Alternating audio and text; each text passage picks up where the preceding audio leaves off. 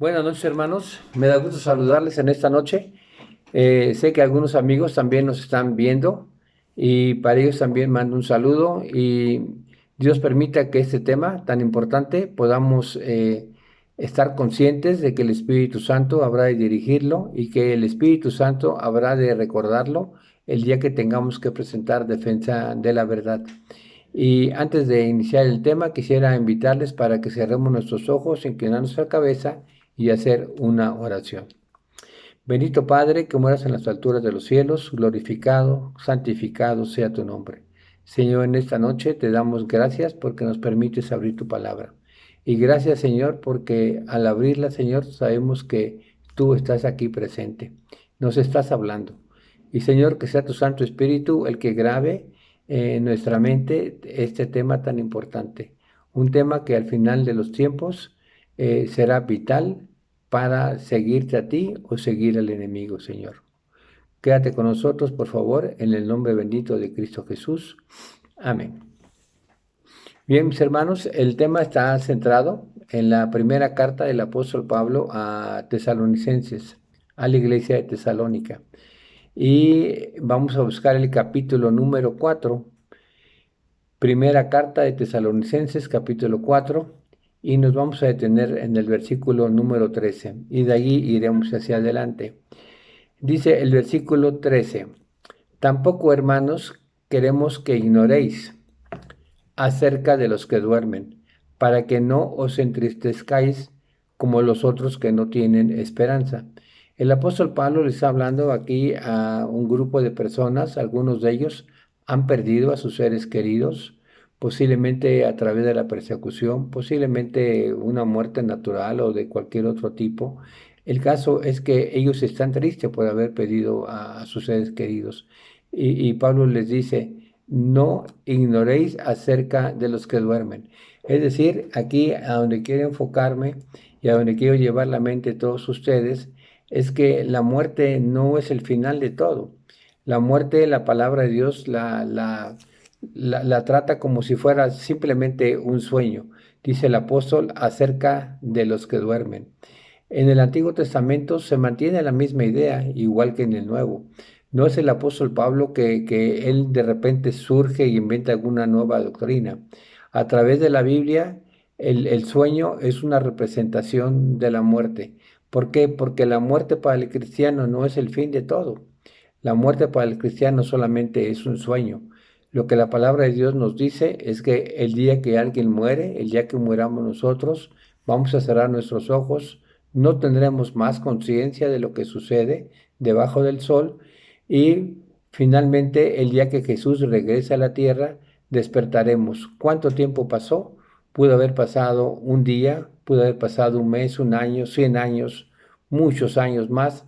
Sin embargo, para nosotros será solamente un instante.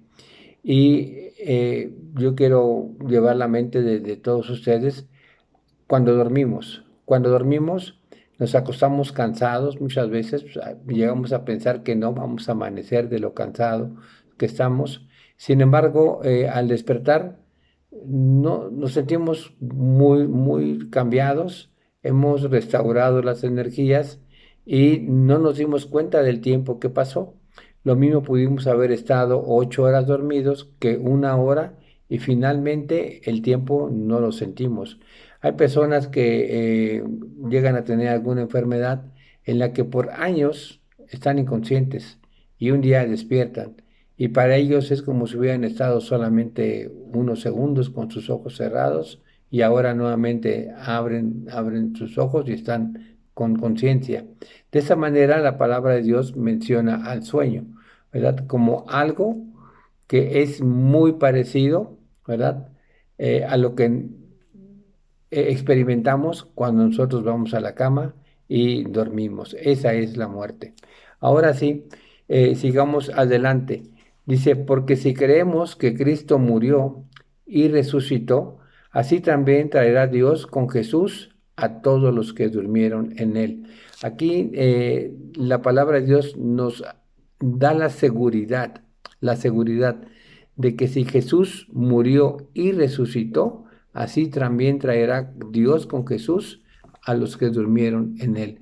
¿Qué significa esto? Significa que el Hijo de Dios, siendo Dios mismo, ¿verdad? Él se hace humano, 100% Dios. Y en su naturaleza humana, Él experimentó el sufrimiento, experimentó el cansancio, experimentó sueño, experimentó hambre y finalmente experimentó también la muerte, ¿verdad? Pero dice la palabra del Señor en los evangelios y en el libro de los Hechos y a través de la profecía que el Mesías habría de resucitar. Y efectivamente Él resucita y al resucitar garantiza que si un día nosotros morimos como hijos de Dios, después de haber aceptado al Señor Jesucristo como nuestro Salvador, finalmente también habremos de resucitar. Y el apóstol continúa en el versículo 15 diciendo, por lo cual os decimos esto en palabra del Señor, que habremos, nosotros los que vivimos, los que habremos quedado eh, hasta la venida del Señor, no precederemos a los que durmimos, a los que durmieron. Es decir, no vamos a ir antes. Dice el 16, porque el Señor mismo con voz de mando y con voz de arcángel y con trompeta de Dios descenderá del cielo y los muertos en Cristo resucitarán primero. Así que, ¿cuál es la secuencia? Cuando el Señor aparezca en las nubes de los cielos, primeramente se escucha una voz como de trompeta, es el Señor llamando a sus hijos, aquellos que lo aceptaron, y entonces viene el famoso día de la resurrección. ¿Quiénes van a resucitar? Aquellos que hayan aceptado a Cristo como su Salvador personal. Pero dice también, ¿verdad?, que serán transformados, serán transformados. El versículo 17, luego nosotros los que vivimos, los que hayamos quedado, seremos arrebatados juntamente con ellos en las nubes para recibir al Señor en el aire y así estaremos para siempre con el Señor. Bueno, sintetizando, ¿sí? El versículo 15 habla y dice que es palabra de Dios, que nosotros los que vivimos, los que habremos quedado hasta el día del Señor, no vamos a estar antes que los que durmieron, o sea, que los que murieron. Y el Señor mismo dice, con voz de mando, o sea, con autoridad, con voz de arcángel, con trompeta de Dios, ¿verdad? Una voz potente. Dice, descenderá del cielo y los muertos en Cristo resucitarán primero. Y luego nosotros también habremos de resucitar los que hayamos quedado a la segunda venida de Cristo sin haber experimentado la muerte. Dice que seremos arrebatados juntamente con ellos en las nubes para recibir al Señor en el aire y así estaremos para siempre con el Señor. Hermanos, la pregunta es, ¿qué pasa cuando una persona muere? Bueno, lo acabamos de leer ahorita, ¿verdad? En primer lugar, dice que no seamos ignorantes al respecto.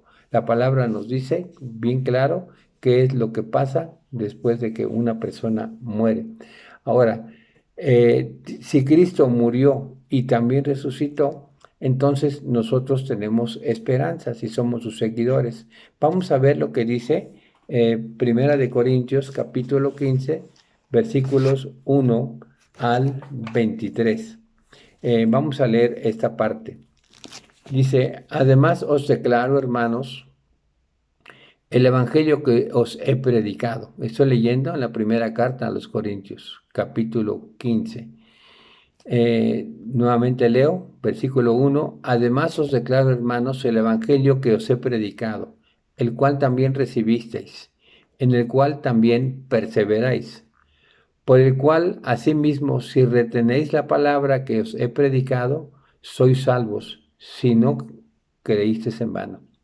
Porque primeramente os he enseñado lo que asimismo recibí, que Cristo murió por nuestros pecados, ¿conforme a qué? Conforme a las Escrituras, y que fue sepultado, y que resucitó al tercer día, y recalca, también conforme a las Escrituras.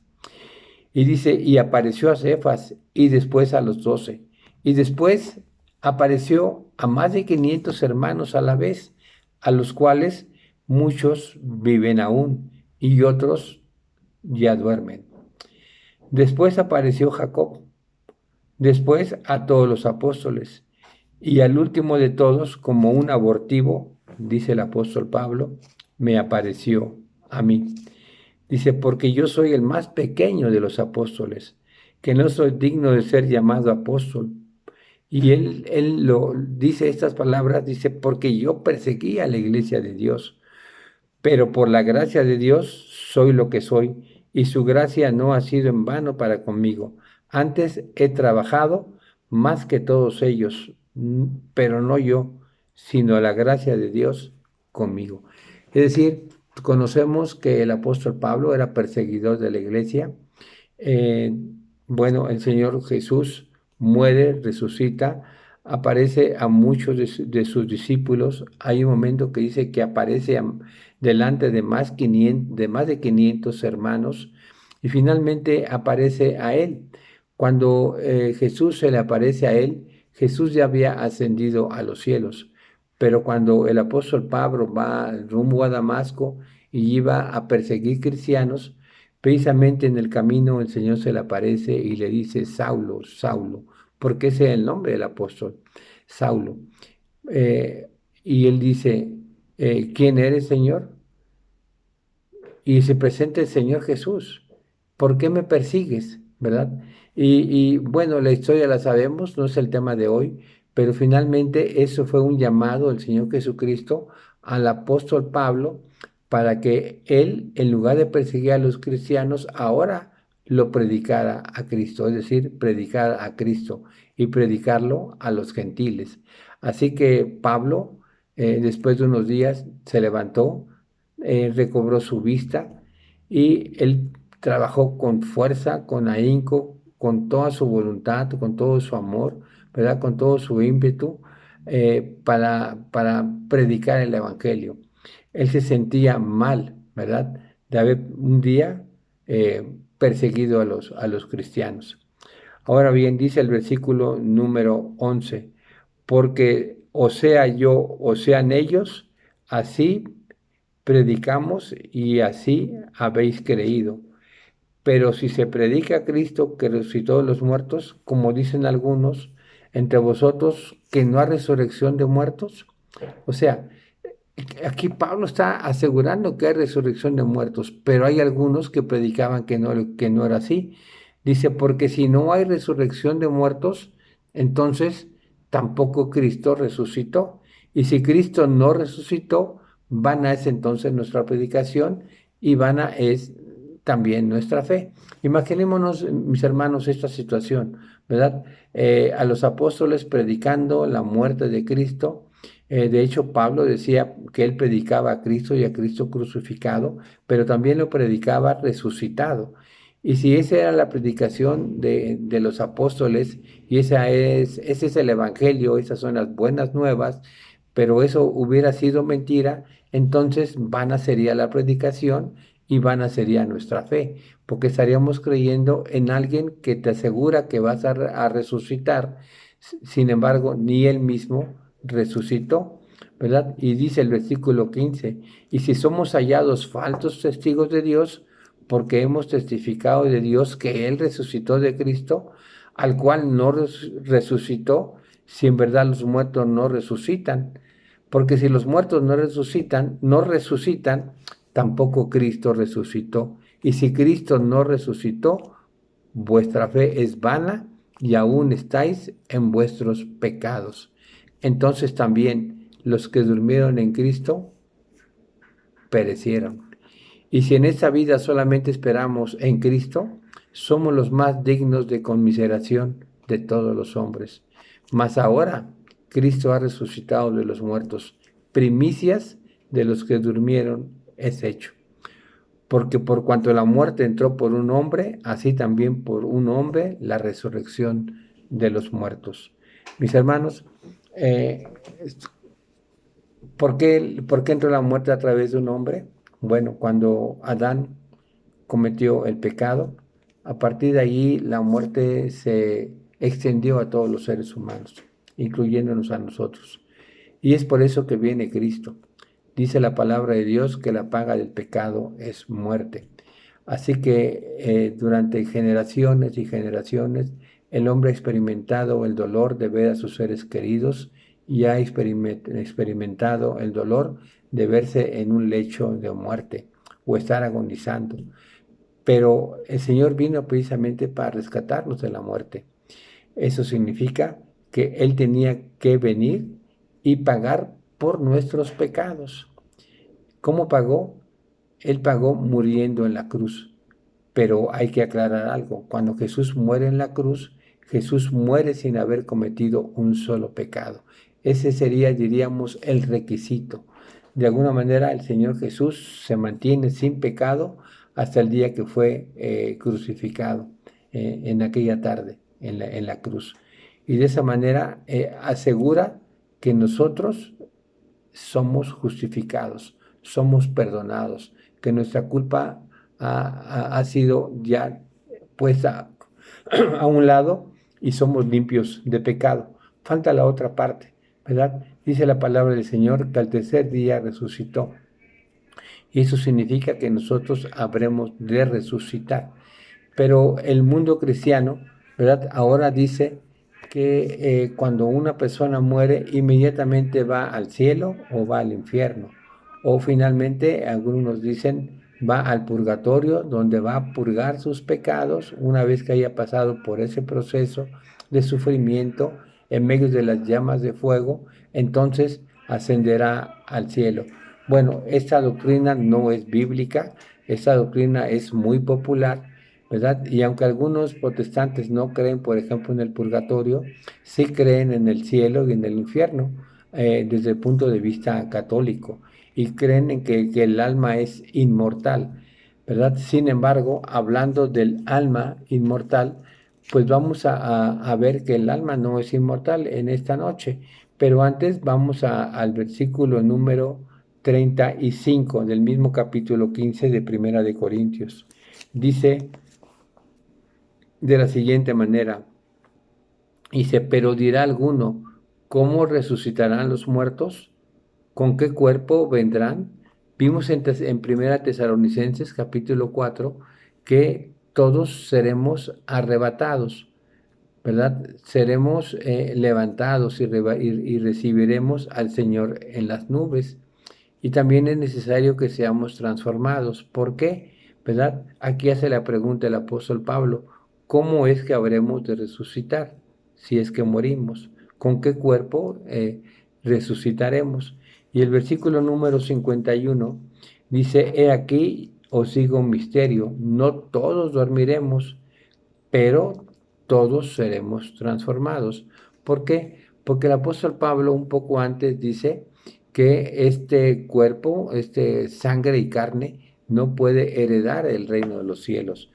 Por eso es necesario, ¿verdad?, que seamos transformados. He aquí, os digo un misterio, no todos dormiremos, pero todos seremos transformados. En un momento, en un abrir y cerrar de ojos, a la final trompeta, porque se tocará la trompeta y los muertos en Cristo resucitarán incorruptibles y nosotros seremos transformados, porque es necesario que esto corruptible, esta carne, esta sangre, ¿verdad?, se vista de incorrupción y esto mortal se vista de inmortalidad. Y cuando esto corruptible se haya vestido de incorrupción y esto mortal se haya vestido de inmortalidad, entonces se cumplirá la palabra que está escrita, sorbida es la muerte en victoria. ¿Dónde está, oh muerte, tu aguijón? ¿Dónde, oh sepulcro, tu victoria? Mis hermanos, la palabra de Dios en el libro de Apocalipsis dice que un día ya no habrá más muerte, ni dolor, ni llanto, ni angustia. Y no hace mucho, quizá algunos meses apenas, eh, hubo alguien de la familia que murió, católico, su familia católica. Fuimos invitados, obviamente, por la gran cercanía que existe entre ellos y nosotros. Y bueno, ahí estaba el hermano de mi papá, eh, y llegó un sacerdote y tomó la palabra y abrió la Biblia. Y bueno, ahí estábamos nosotros respetuosamente escuchándolo, pensábamos que iba a hablar acerca de que el hermano Francisco, así se llamaba mi tío, ¿verdad? Ya estaría en el cielo. Pero me llamó la atención que este sacerdote dijo, habrá un día de resurrección, un día en el que el Señor llamará a sus justos. Y entonces Francisco escuchará la voz del Señor y estará con Jesús por la eternidad. Cuando yo escuché que eso lo dijo un sacerdote, no podía creerlo, no podía creerlo. Mis hermanos, en el mundo ahorita el Espíritu Santo está trabajando en muchísima gente para que la gente pueda entender. Yo creo que entre el mundo protestante y en el mundo católico hay mucha gente que ahora ya está aceptando esta doctrina de la no inmortalidad y está predicando acerca de la verdadera venida de Cristo. Una venida que será en gloria, como dice Mateo, una venida que se mostrará como el relámpago, ¿verdad? De oriente hasta occidente, una venida en la que vendrá el Señor Jesús con nuestro Padre a recoger a sus justos. Y mis hermanos, sin embargo, al mismo tiempo, la misma palabra de Dios dice en Apocalipsis capítulo 16, versículo 13, ¿verdad? Que de la boca del dragón, de la boca de la bestia y del falso profeta, salen espíritus a manera de ranas y ellos predicarán el espiritismo.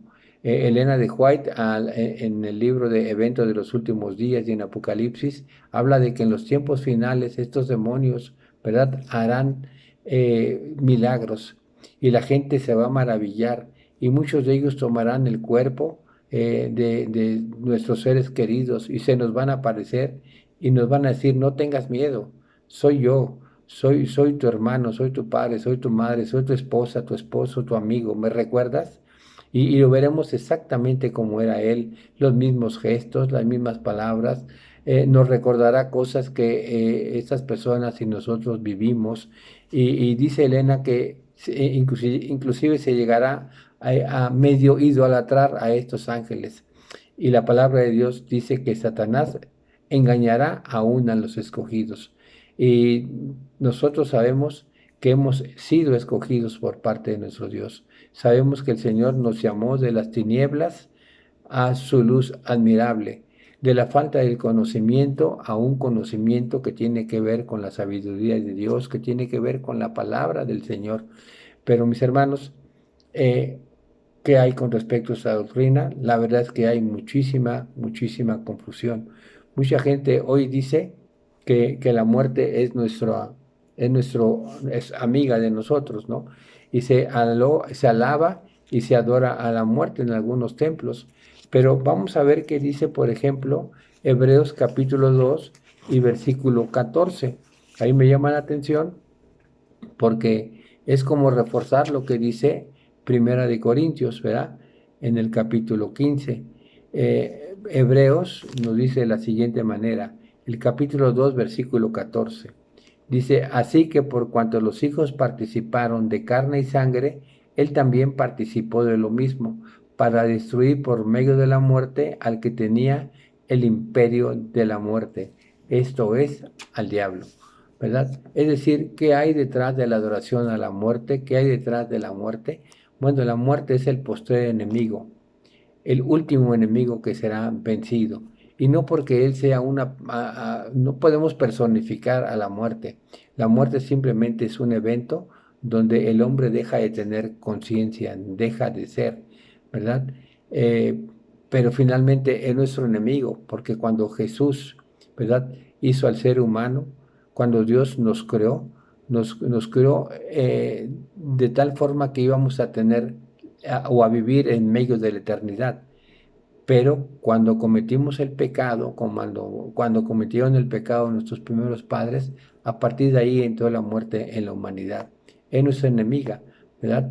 Y es por eso que dice el apóstol Pablo, sorbida es la muerte con victoria. ¿Dónde está, oh muerte, tu aguijón? ¿Dónde, oh sepulcro, tu victoria? ¿Sí? Es decir, la muerte será vencida, pero para eso tenemos que entender que, bueno, en primer lugar, cómo está hecho o cómo es que llegó a existir el ser humano. El capítulo 2 de Génesis Y creo que ahí está la confusión, o tal vez ahí está deliberadamente la mala interpretación. Nos dice exactamente cómo es que los seres humanos fuimos hechos. Me refiero a la creación. Dice el capítulo 2 versículo 7: entonces Jehová Dios formó al hombre del polvo de la tierra y sopló en su nariz aliento de vida, y fue el hombre un ser viviente. Fue el hombre, dice aquí, un ser viviente. En algunas versiones dice, fue el hombre un alma viviente. ¿Y qué quiere decir? Quiere decir que un día el Señor, ¿verdad?, nos formó del polvo de la tierra. Isaías dice que somos barro, ¿verdad? Es decir, juntó agua, juntó polvo y creó al ser humano. Pero el ser humano ahí estaba, sin vida. No estaba muerto porque no existía la muerte, simplemente era algo que no tenía vida, ¿sí? Pero dice el mismo versículo 7 que el Señor se inclina y sopla en nuestra nariz aliento de vida. En términos más modernos y quizá más entendibles para nosotros ahora, el Señor es todo, ¿verdad? Y en Él está la vida. Él sopla en nuestra nariz esa vida, esa energía. Y en el momento que se da la unión del cuerpo con el Espíritu de Dios, ¿verdad? En ese momento el hombre es un ser viviente. En ese momento el hombre llega a ser un alma viviente. En otras palabras, Dios no puso en nosotros un alma. No había un alma, ¿verdad? No tenía un alma, un almacén en el cielo, lo toma y lo pone dentro de nosotros. No, ¿verdad? La palabra de Dios es muy clara. El cuerpo más el Espíritu de Dios, es decir, el hálito de vida, la vida que Dios nos da como resultado un alma viviente. O sea, no pone un alma, sino que llegamos a ser un alma.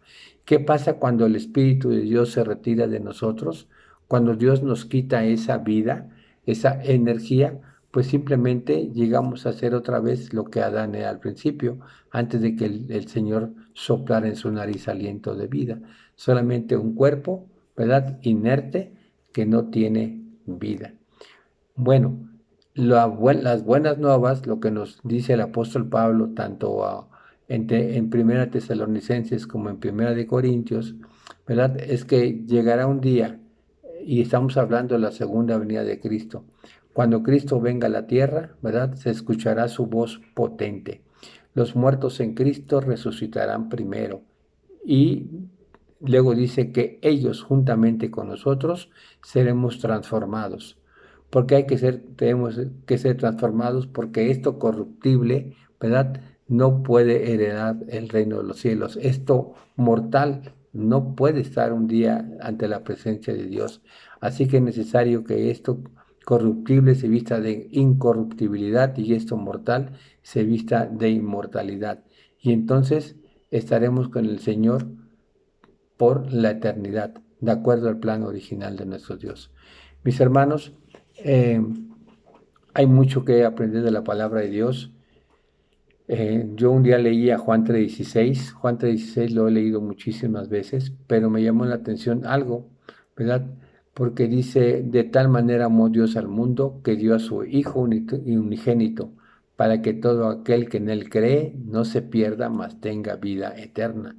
Entonces dije, wow, ¿verdad? Si el Señor vino a la tierra a morir por nosotros, ¿verdad? Vino para que lleguemos a tener un día vida eterna. Es decir, hoy no la tenemos.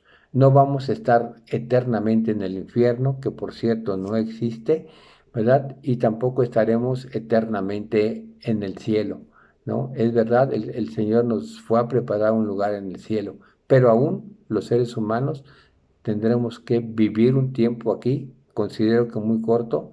La segunda venida de Cristo se aproxima rápidamente y entonces ahora sí será ese gran día, ¿verdad?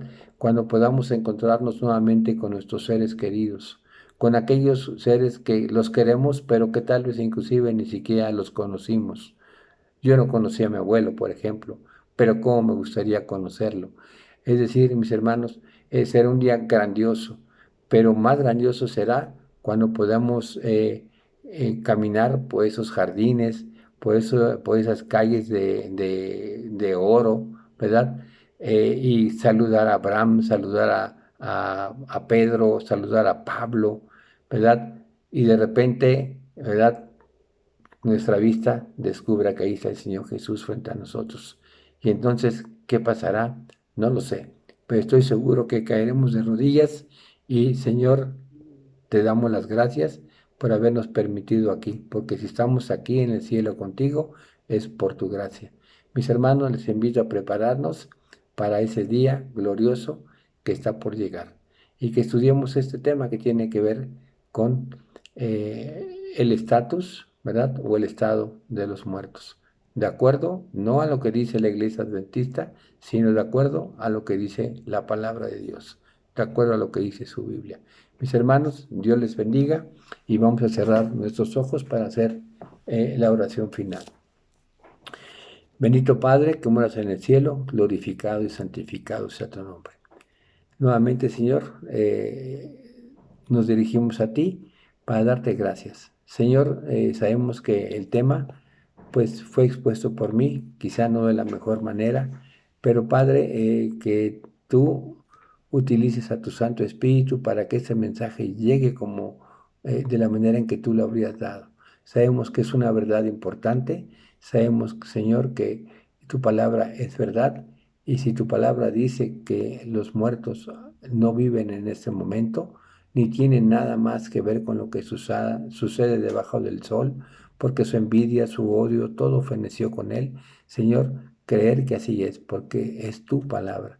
Si tu palabra dice que habrá un día de resurrección, y ese día será cuando sea la gloriosa venida de tu Hijo amado, Señor, debemos de creer. Permite, Padre, que podamos estar seguros en tiempos finales y no dejarnos confundir, porque el demonio está como león rugiente buscando a quien devorar. Señor, danos tu fuerza, danos tu sabiduría y síguenos dando de tu gracia. No la merecemos, Padre. Es mucho pedir, pero lo hacemos porque el Señor Jesús murió por nosotros y nos dio esa libertad de dirigirnos a ti y elevar esas palabras hasta el trono de la gracia. Señor, danos su bendición. Bendice a la iglesia de Candiles, por favor, en el nombre bendito de Cristo Jesús. Amén. Dios les bendiga, hermanos. Hasta luego.